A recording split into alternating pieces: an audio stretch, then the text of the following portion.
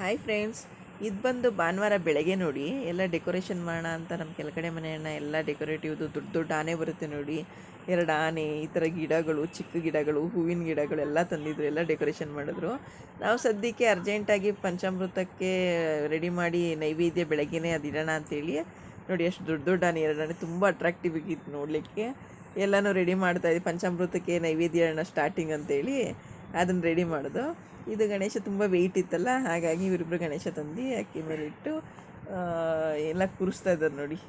ಆ ಕಡೆ ಕುರ್ಸಿ ಈ ಕಡೆ ಕುರ್ಸಿ ಅಂತ ಮಕ್ಕಳೆಲ್ಲ ಹೇಳ್ತಾ ಇದ್ದಾರೆ. ಆ ಕಡೆ ಮಾಡಿ ಈ ಕಡೆ ಮಾಡಿ, ಹೀಗೆ ಮೂವ್ ಮಾಡಿ ಹಾಗೆ ಮೂವ್ ಮಾಡಿ ಅಂತ, ಮದ್ದಿಕಿಡಿ ಅಂತ ಹೇಳ್ತಾ ಇದ್ದಾರೆ. ತುಂಬ ಹೈಟ್ ಇತ್ತು, ವೆಯ್ಟ್ ಇತ್ತು ಗಣೇಶ ಬೇರೆ.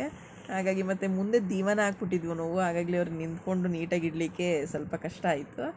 ಆಮೇಲೆ ಗೌರಿ ತಂದಿಟ್ವು ನೋಡಿ. ಗೌರಿನ ಒಬ್ಬ ಹೇಳ್ತಾ ಇದ್ದಾನೆ, ಚಿಕ್ಕವನು ಹೇಳ್ತಿದ್ದಾನೆ, ಅಂಕಲ್ ರೈಟ್ ಸೈಡ್ ಇಡಿ, ರೈಟ್ ಸೈಡ್ ಇಡಿ, ಲೆಫ್ಟ್ ಇಡಬಾರ್ದು ಅಂತ ಹೇಳ್ತಾ ಇದ್ದಾನೆ. ಈ ಕಡೆ ರೈಟ್ ಸೈಡ್ಗೆ ಇಡಿ ಅಂಕಲ್ ಅಂತ ಒಬ್ಬ ಹುಡುಗ ಹೇಳ್ತಾ ಇದ್ದಾನೆ. ಈ ಥರ ಮಾಡಿ ಪುರೋಹಿತರು ಬರ್ತಾರಿನ್ನ ಬೇಗ ಬೇಗ ರೆಡಿ ಮಾಡಬೇಕು, ಒಳ್ಳೆ ಟೈಮಲ್ಲಿ ಪೂಜೆ ಮಾಡಬೇಕು ಅಂತ ಹೇಳಿದ್ದಾರೆ ಅಂತೇಳಿ ರೆಡಿ ಮಾಡ್ದು. ಅಷ್ಟರಲ್ಲಿ ಪುರೋಹಿತರು ಬಂದೇ ಬಿಟ್ರು ನೋಡಿ. ಈ ಥರ ಅಲಂಕಾರ ಮಾಡಿದ ತಕ್ಷಣಕ್ಕೆ ಪುರೋಹಿತರು ಬಂದು ಅರ್ಚನೆ, ಪೂಜೆ, ಕುಂಕುಮಾರ್ಚನೆ ಎಲ್ಲ ಮಾಡಿ, ಪೂಜೆ ನೈವೇದ್ಯ ಎಲ್ಲ ತೋರಿಸಿ ಎಲ್ಲ ಪೂಜೆ ಮಾಡಿ ತುಂಬ ಚೆನ್ನಾಗಿ ಮಾಡಿಕೊಟ್ರು ಪುರೋಹಿತರು ಮಾತ್ರ. ಒಂದು ಅರ್ಧ ಮುಕ್ಕಾಲು ಗಂಟೆ ಪೂಜೆ ಮಾಡಿದ್ರು. ತುಂಬ ಚೆನ್ನಾಗಿತ್ತು. ಪೂಜೆ ಮುಗಿದ್ಮೇಲೆ ತುಂಬ ಎಲ್ಲರಿಗೂ ಒಂಥರ ಖುಷಿಯಾಯಿತು.